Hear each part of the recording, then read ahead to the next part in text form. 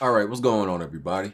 So I think I've played enough of NBA 2K Playgrounds 2 and all the modes to give you a review. That title has way too many twos in it, by the way. Two twos is too much. So NBA 2K Playgrounds 2, it's good basketball arcade fun. That's pretty much the summary of this. I'm not a fan of simulators. I'm not a fan of simulators in any sport, whether it be basketball, soccer, racing. I just don't enjoy Sims. I don't really play video games for a lifelike experience to be replicated or simulated. I play for the unrealistic factors in gaming. So that's why I enjoy, Playgrounds. It's goofy, it's over the top, and it's not meant to be taken too serious. They've made several improvements visually, but especially in gameplay. The four modes that you can choose from in play: Exhibition, Playground Champions, that's pretty much the online mode. NBA Season, which pretty much is just you playing against the CPU. They don't really make it feel like so much of a season. And the 3-point contest, which I surprisingly found pretty fun. So let's get right into the gameplay, because this will be a short review, because the gameplay pretty much will be the biggest part of this. So let's get into all the mechanics. Shooting. So shooting seems more refined and natural, kind of like how it was in the original game before they patched it and ruined it and made it unplayable. Dunking is still the easiest thing to do, as expected. It's the go-to solution for scoring, even if your character doesn't have, high dunking stats. Stealing can sometimes be OP and exploited easily with certain characters against other characters. I remember this one game I was playing, the guy was using, surprise, surprise, Michael Jordan and Steph Curry. And I think he completed probably 80% of the steals he attempted on me. I literally could not hold on to the ball. And I wasn't using no bums either. Well, at one point he wasn't a bum. I was using Blake Griffin and I think James Harden. And literally just every attempted steal was taken from me. So I feel like that could be exploited sometimes. Crossovers and like throwing elbows are the best ways to counter and beat players abusing this, but sometimes even that isn't enough. Pushing surprisingly isn't used as much in this game online, as far as I've experienced, versus the first game.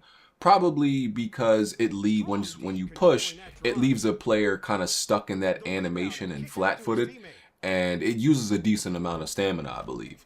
I can't really say they've made any drastic improvements on the defensive side of the ball. I do think they reward you a little bit more as far as your meter increasing to get a lottery pick for blocking and completing successful crossovers. So they reward defense a little bit more, I believe, but I don't think they've made defense necessarily stronger. Being on the defensive side of the ball it can be very hard. In this type of arcade game where everything is about scoring and over the top, the defense really isn't the priority. I mean, good luck blocking against a team of like I said, Michael Jordan and Steph Curry. Good luck blocking Steph Curry shots with his high stats on the 3-point level. Yeah, good luck with that. Good luck blocking LeBron's dunks, right? So I've done it a few times, but most of the time, if somebody wants to do an alley-oop to LeBron James or just run down the lane trying to dunk with LeBron James, yeah, good luck stopping that. It's probably not going to happen. I like the lottery picks, but sometimes they can be unfair, right? You could be dominating somebody the entire game, and if they land a lottery pick that gives them, double points or the frozen hoop, they can easily come back on you. People have complained about the virtual currency in this game, and the microtransactions, everything like that. You can use the VC to customize your players, but you can't use them to unlock the actual players or the player cards. I believe you can't do that, so that's a good thing they decided not to do. You have to actually play the game and gain points to unlock more players. But yeah, this game is not short of microtransactions, of course. They're still trying to make that money. It isn't the most egregious thing, the most egregious microtransactions we've seen in games, right? Obviously, I'm not defending it. I don't think it ruins this game necessarily. You know, it's a choice. So, you know, that is what it is. But yes, I do like the gameplay for Playgrounds 2, and I do think it's an improvement over the original, even though sometimes it is complete BS and flawed. So I like the, you know, the exaggerated tone and caricatures of NBA players. I think it's a nice graphical style. The courts are nicely designed, and the whole game has just this nice aesthetic presentation to me. I like the vibe, you know, the loud and lively commentary, you know, sound effects and upbeat music. You know, they even got Cash Nasty to come in and do the commentary in this game.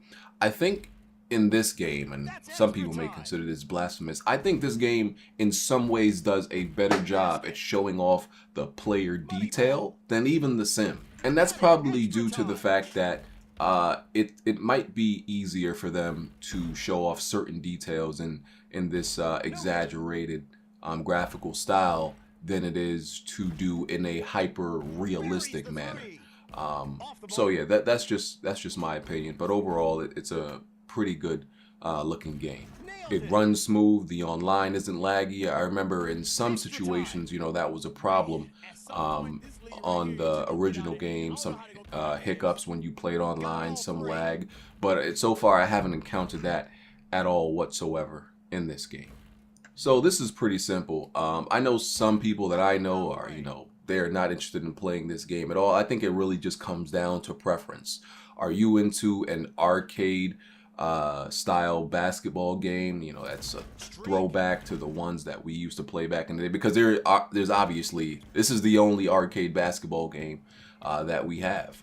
And some people do like arcade basketball games, but to them, Playgrounds 2 just isn't it. It isn't like the ones we've gotten in the past, but to me, it suffices. It's adequate. So if you like this type of game, then yeah, I think it's for you. If you prefer The Sims, then, you know, you should stick with The Sims.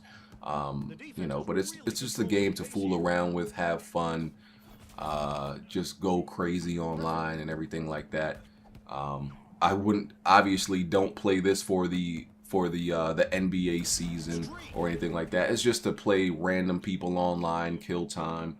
And it's just a casual experience. I mean, there are some moves that are a little bit more complex, like the double alley-oop, the self alley-oop, that are a little bit more difficult to execute, especially if somebody knows how to defend against it. But that, you know, gives the game a slightly higher skill ceiling, but it's an overall casual game.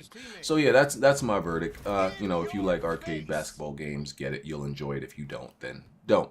But overall, I would give this game a 7 out of 10, because I did also run into some bugs and glitches in which the sound effects and the audio would completely drop out of the game. So thank you for watching. Make sure you hit the like button to support my review. Check out my other reviews while you're at it. Most likely by now, I would have already uploaded my review to Sinner, Sacrifice for Redemption. You know, I did my Spider-Man review. Before that, I think I did my Tomb Raider review. And the next review I will probably be doing is for Call of Duty Black Ops 4. So make sure you check those out, and I'll catch y'all next time. Peace.